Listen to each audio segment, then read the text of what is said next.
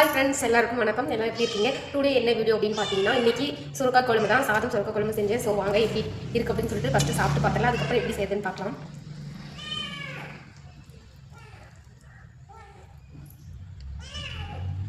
உண்மையிலே இதுக்கு முன்னாடி செஞ்சதை விட இது நல்லாவே வந்துருக்கு. சூப்பராக டேஸ்ட் இருக்குது. நான் எதிர்பார்த்ததை விட நல்லா இருக்குது. ஸோ வாங்க இது எப்படி செய்யலாம் அப்படின்னு சொல்லிட்டு வீடியோக்குள்ளே போய் பார்க்கலாம். ஃபஸ்ட்டு பார்த்தீங்கன்னா சுரக்காய் எடுத்து இந்த அளவு குட்டி குட்டிஸாக கட் பண்ணி எடுத்துக்கலாம்.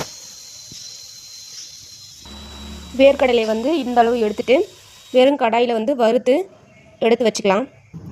பெரிய வெங்காயம் 3 வெங்காயம் எடுத்துருக்கேன். இந்த சைஸ் பெரிய வெங்காயம் எடுத்து கட் பண்ணி வச்சுருக்கேன். வேர்க்கடலையை தோல் நீக்கிட்டு தூள் பண்ணி எடுத்துக்கலாம். 10 பல் பூண்டு எடுத்துருக்கேன். அதுவும் இந்தளவு தட்டி எடுத்துக்கலாம். அதுக்கப்புறம் பார்த்தீங்கன்னா ஒரு பாத்திரத்தை ஹீட் பண்ணிவிட்டு எண்ணெய் விட்டுருங்க. எண்ணெய் காஞ்சதும் கடுகு போட்டுருங்க. கடுகு பொரிஞ்சதும் கருவேப்பிலை போட்டுடலாம்.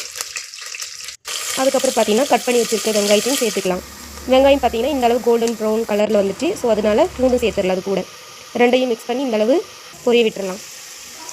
நெக்ஸ்ட்டு பார்த்தீங்கன்னா நம்ம கட் பண்ணி வேக வச்சு எடுத்த சுரைக்காயும் இது கூட சேர்த்துக்கலாம்.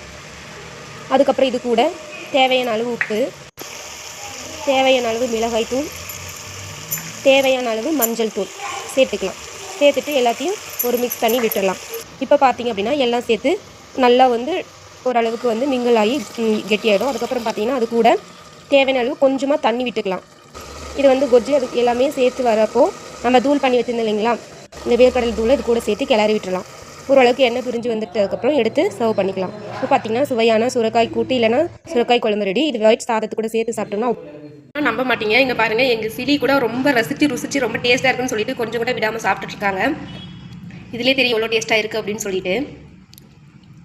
ஓகேங்க ஃப்ரெண்ட்ஸ், நீங்களும் இந்த மாதிரி செஞ்சு பார்த்துட்டு எப்படி வந்துச்சு அப்படின்னு சொல்லிட்டு கண்டிப்பாக கமெண்ட்டில் சொல்லுங்கள். அதுக்கப்புறம் இந்த வீடியோவை லைக் பண்ணிவிட்டு சப்ஸ்கிரைப் பண்ணிவிடுங்க. ஓகேங்க ஃப்ரெண்ட்ஸ், பாய்.